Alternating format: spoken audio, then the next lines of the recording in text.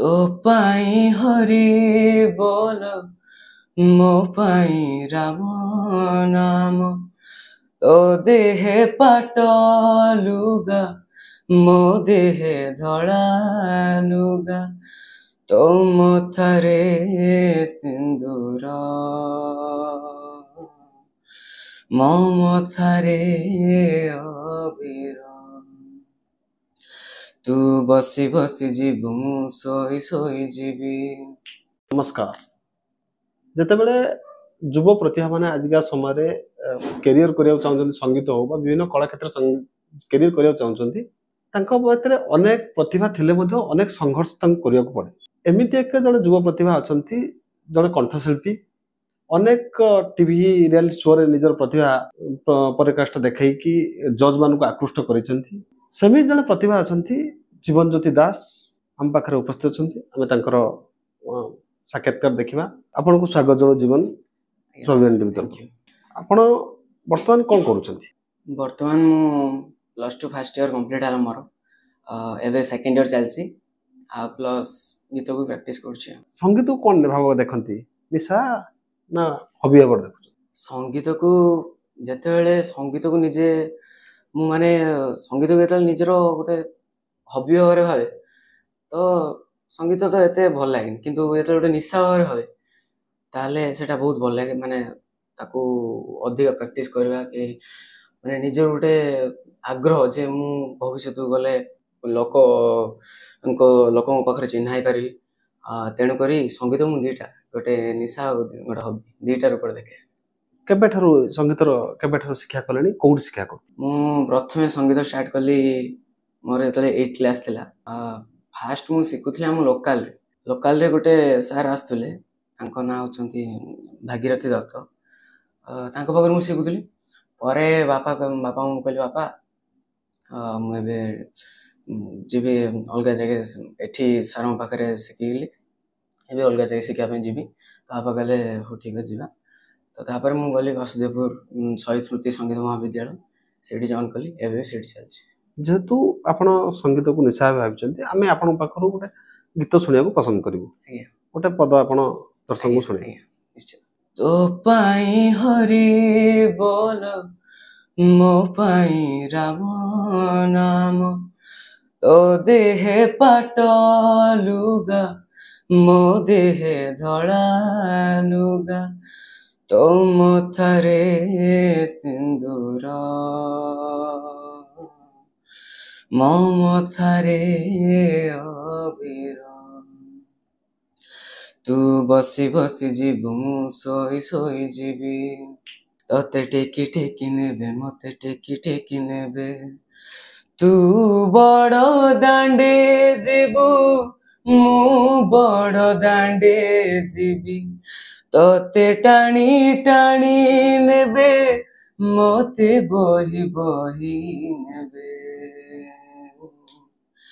नंदी घोषरे तू जीवु मुझे कोकिरे जीवी श्री गुंडीचा को तू जीवु मुझे स्वर्ग द्वार जीवी नंदी घोषरे तू जीवु मुझे कोकिरे जीवी श्री गुंडीचा को तू जीवु मुझे स्वर्ग द्वार जीवी। बहुत सुंदर थिला। Thank you. अच्छा, आपण संगीत भितरे जोटा भजन कि ना आधुनिक काहाको अधिक पसंद करନ୍ତି?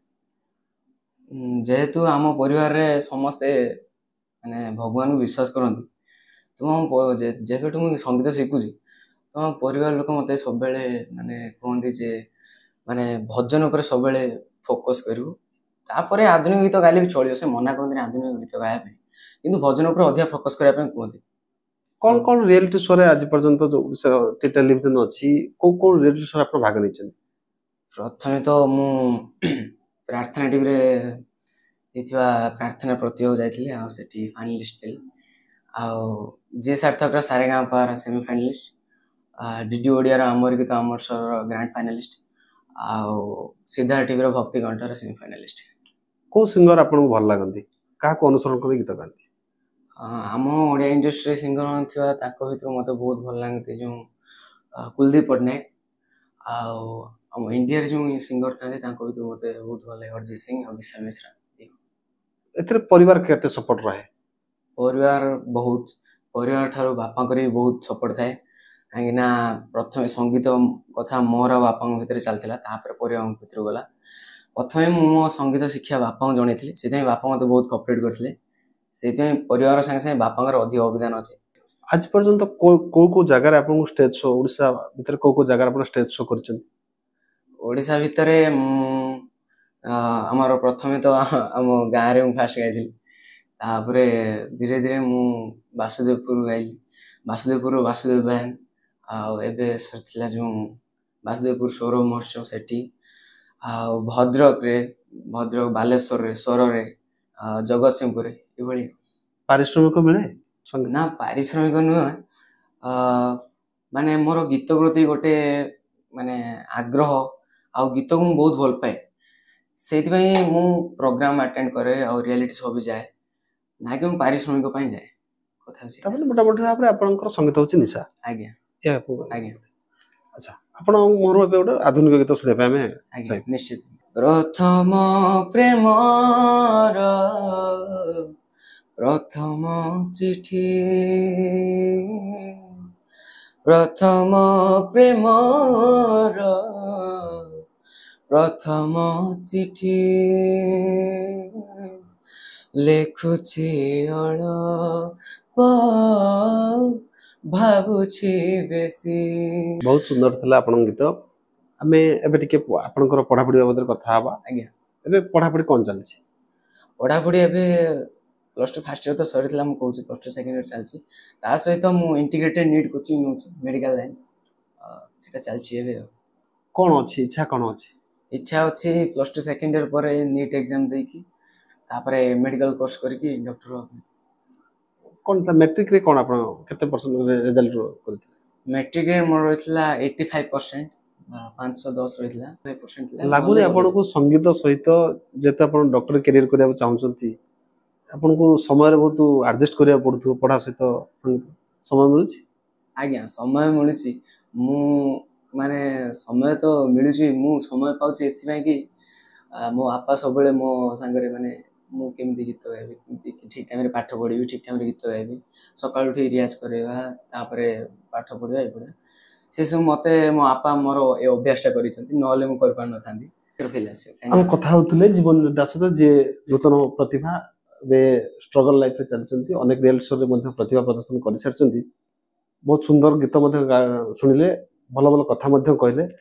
ତାଙ୍କର ଯୋଉ ଆଶା ଅଛି ଜୀବନ ଦିନେ ଭଲ ଡକ୍ଟର ସହିତ ଗୋଟେ ଭଲ ସିଙ୍ଗର ହେଇକି ଓଡ଼ିଶାରେ ଘରେ ଘରେ ପରିଚିତ ହେବାକୁ ଯୋଉ ତାଙ୍କର ଇଚ୍ଛା ଅଛି, ଆମେ ଆଶା କରିବୁ ସେ ଇଚ୍ଛା ତାଙ୍କର ପୂରଣ ହଉ, ଜୀବନରେ ସେ ଅନେକ ଉନ୍ନତି କରନ୍ତୁ।